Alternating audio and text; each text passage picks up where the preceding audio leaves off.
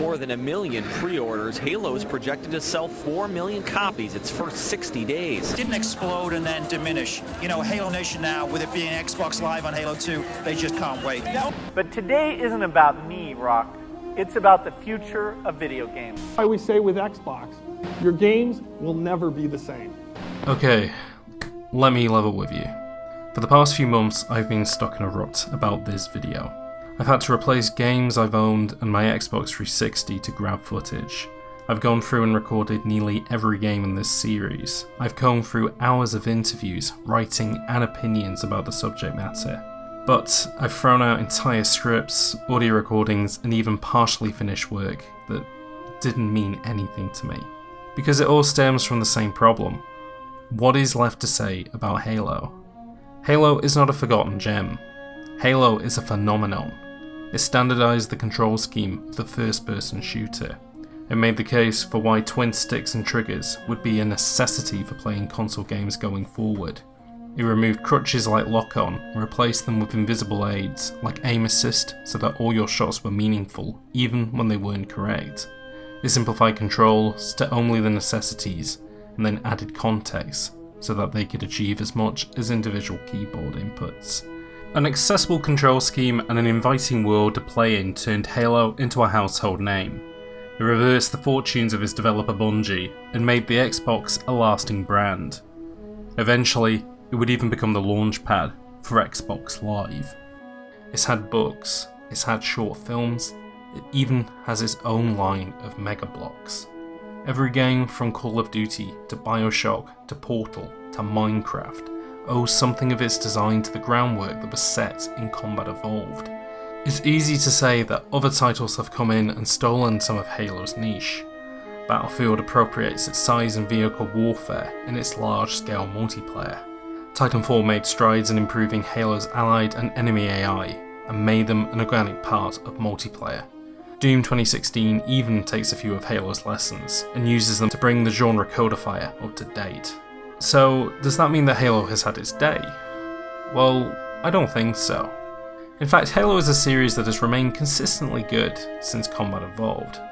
Even when it changed platforms or developers, a high level of quality remains, while scope has obviously increased. The series' identity has shifted as market tastes have changed, but it's never been far removed from its core appeal. There's nothing that could be learned from dissecting its newer titles and pointing out why they're not the same as the originals, because, well, that doesn't make them any worse. In many cases, the newer Halos are a big improvement over the originals. And, well, in the case of the upcoming Halo Infinite, I'm very excited by what could be. So, in this case, why am I even making a video about Halo? Well, to mostly figure out why I like it so much. Because if it wasn't for Halo, I wouldn't be playing first-person shooters. I would never have gone online and experienced multiplayer deathmatch. I'd have never spent an entire summer playing legendary campaigns and multiplayer and building new maps and objectives in Halo 3. I would never have gone into games like Doom, Titanfall 2 or Overwatch. How I make videos and what I like to make videos about is in some way informed by Halo. So, after all of that, what did I find out? Well, there is no silver bullet to why Halo works. And that is why it works. Halo is not just a first-person shooter. It's a blend of strategy and simulation set in an action-packed world. It's one where every problem is informed by enemies, allies, and the environment itself, and where you have a small set of tools and your own wits to solve them. And it's about solving problem after problem after problem in real time. In other words, Halo is a sports game.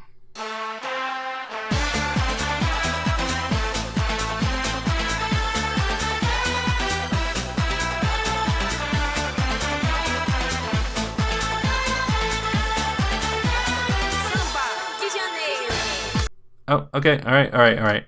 I'm not going to do that again. I learnt my lesson from last time. But my point stands. To clarify, I don't strictly mean a sports game like FIFA. I mean titles like Street Fighter, StarCraft and Counter-Strike that are designated esports. Like all sports, they're about careful planning, precise timing, and skillful execution. How they've managed to become popular with an audience is undeniable. They're accessible and exciting. You can see how tactics are being played out in a viewpoint that makes sense. It's perhaps not a surprise that Halo found its origins in two of these genres. Halo transformed from a real-time strategy game for the iMac into a first-person shooter for the Xbox. This was due to Bungie finding the fun in controlling characters and vehicles directly on a 3D terrain, and the want to make a connection between avatar and player closer. But a change of view didn't change the world the game had designed. Outside of its obviously competitive-focused multiplayer, Halo campaigns are composed to be tackled like sport objectives. Unlike a Call of Duty or a Doom campaign, Halo has a very different intention to what you're doing in world. In early id games, the main problem you're set to solve is in the levels themselves. As a showcase for the technology that made them possible, you're set to navigate 3D environments in order to find an exit. In the modern FPS, levels are a lot more like a haunted house, where you're always pointed towards the exit, but the journey is punctuated by firefights and set-piece moments. In Halo, however, levels are designed around careful planning and skillful execution. And to explain what I mean, I want to let you into the greatest trick that the title pulls over the course of its first two campaign missions. You start on the inside of a travelling spaceship, the Pillar of Awesome, that's being attacked by an opposing alien force.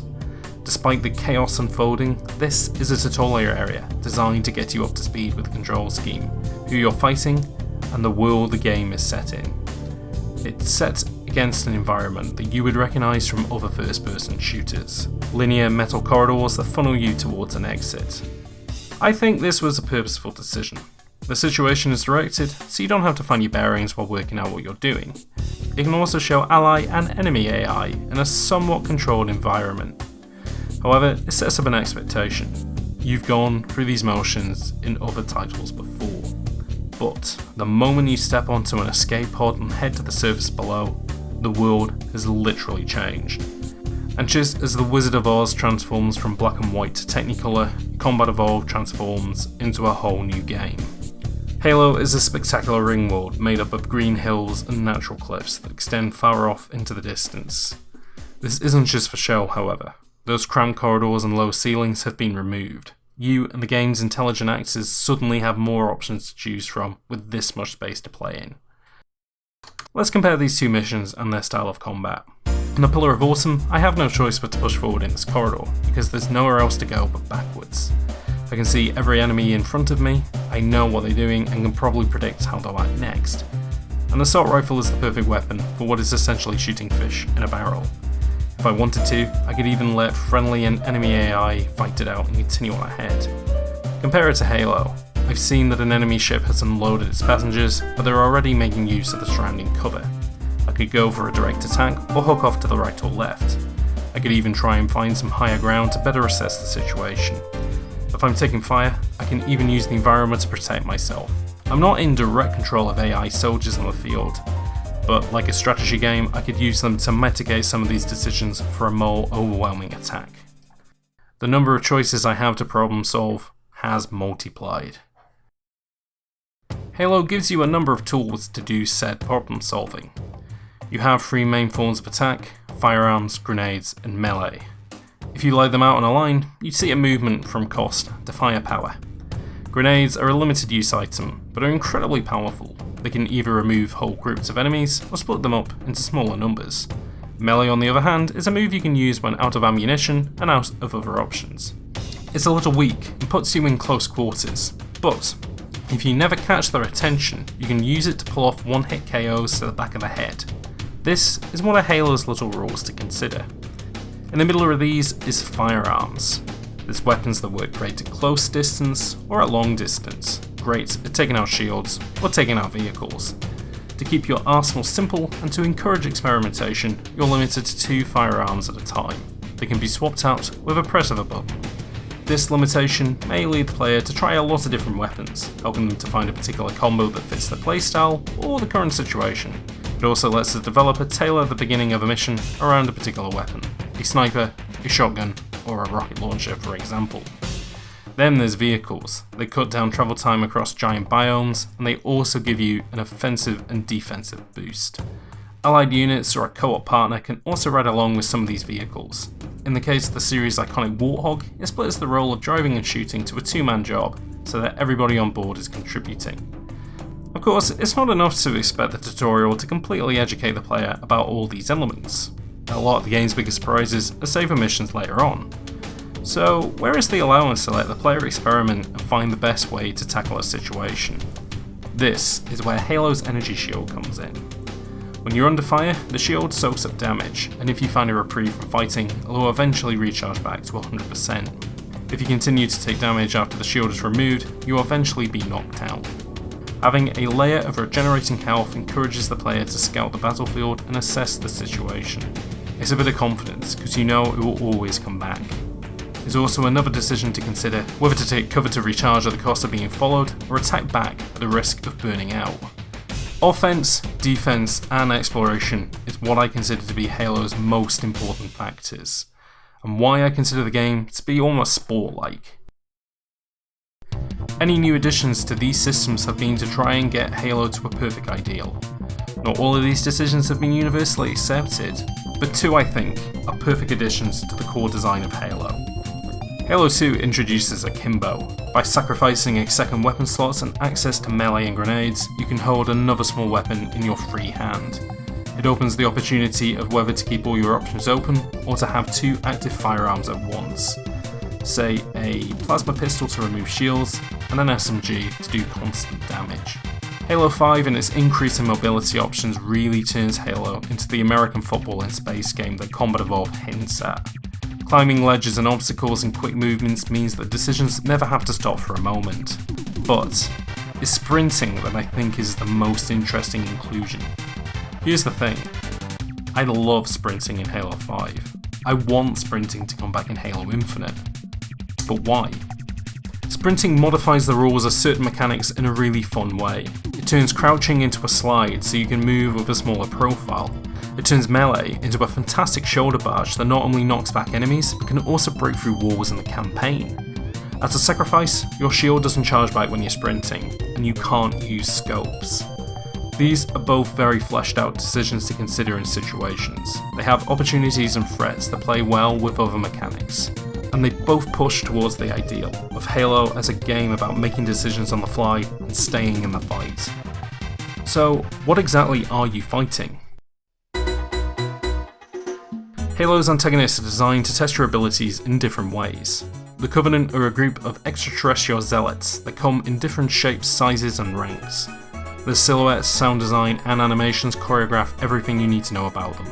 The short and silly grunts, the wiry jackals, and the enormous hunters all have behaviours that are consistent with these products. Entire squads of grunts can be disrupted by a single grenade, but a hunter can only be directly damaged from the back, making a direct grenade throw useless. Ranking higher than all of them are the elites, which as their name suggests are Covenant commanders. They provide the game's more common situational challenges. They can duck and weave out the way of gunfire and grenades, and some can even turn invisible or attack with energy swords. The reward for removing them isn't just lowering a threat level, it also causes disruption amongst the lower ranks. This is another example of one of those little rules that makes Halo fun to engage with. This action ripples through other systems, and in this case the Grunt AI. Depending on the title, there is always usually a third enemy type to consider. In the original trilogy, it's the Flood. As the name suggests, the Flood are all about overwhelming the player in sheer numbers. They're dumb, but aggressive. In Halo 4 onwards, the Prometheans replace them. These are robotic enemies that aren't quite as well realised as the Covenant or the Flood, however. Despite their dynamic animations, they're not that dynamic themselves, more about tanking damage and warping around the battlefield. But they're all a cut above more static enemy types. Their intelligence is what makes Halo a game that requires planning. Your options are what constitute execution. This is all because of how they use the environment, their own abilities, and how they react to what you do next. But they're all a means to train you up for the real villain of the Halo series: online combatants. Damn, I love you. There's a little homo right there. That problem solving that Halo is built on makes multiplayer a blast. As a pure deathmatch title, it plays at the kind of strategy you'd have to consider for some of the hardest difficulty modes, in an arena where you can't restart from a checkpoint. These levels are designed to be smaller than the main campaign, to make situations happen a lot sooner. Because everyone is on the same playing field, everyone has access to the entire toolkit that the Covenant, Flood and Prometheans don't. It's fantastic for PvE, but even more so for team-based objectives. This isn't just for additional player intelligence, but also because it has those little quirks that encourage coordination from the campaign. Things like Warthog split design, multiple entry points to attack, or the multitude of tools for the job that you can't carry alone. It even managed to eschew the usual deathmatch types. There was Capture the Flag, VIP, and Oddball. These take your offensive options and paint a target on your head, so it's up to your teammates to protect you at all costs. These are absolutely sports, all about zoning, defensive lines, and offensive plays. This isn't to mention community modes like Outbreak and Griffball that show how easy it is to apply custom rules to Halo's sandbox. In the former, if you're attacked by a zombie, you swap to the other team and can only attack with swords. In the latter, it's a game of American football where everyone has a gravity hammer. I think this is something you get a better appreciation of when you can sculpt the world yourself. In Halo 3 onwards, the developers found a use for their extensive asset library by creating a fully functional editor called Forge. Anyone who wants to try level design, prototyping game types, create sets for machinimas, play with physics objects, or create artwork had a flexible sandbox to do so. As quick and intuitive as the rest of the control scheme to start putting stuff together, I consider it one of Bungie's greatest achievements in the series, a platform for those who envision what the developers couldn't have intended. And it's part of a Halo package that's still there today, and it's part of Halo's ethos of putting the player first. Halo Infinite is still some way away, but there's one thing I think that it could do to really let Halo's offensive, defensive and exploration options expand. Make the game open world and start to expand on conditional texture. It should look to games like Far Cry, The Phantom Pain and Breath of the Wild for inspiration. They're big reactive worlds where your simple toolkit can achieve so much more. It could develop on that careful planning by giving you more options to consider. Take for example the most simple thing you can do, shooting an enemy. Sound could propagate and alert nearby entities. A body lying around could attract enemy, ally or wildlife attention. A downed enemy could be transformed into a flood carrier. It may later change enemy behaviour so that they wear bulletproof armour, and they're also more likely to be on alert. It doesn't change the game's prescribed plot or mission structure, but it does change your personal story, because the world reacts to what you have done. Halo's toolkit and world is already set up for this kind of experimental play. It just needs a proper venue to show it off. The Pillar of Autumn to Halo changed the game the first time, but something bigger and more freeform could change it further. Stuff like knocking down trees to attack enemies or create cover, or blast away a rock wall to crush a vehicle or create higher ground. Maybe even neutral alien entities on these worlds that react to your presence. Say some magical deer or a space rhino. Though deer and trees aren't exactly the most sporty additions, but wait, never mind. It's the thought of all these opportunities, both now and what could be, that I love about Halo. That no matter where these games are set, who I'm playing as, or what my objective is, there is an allowance to let me tackle them however I want.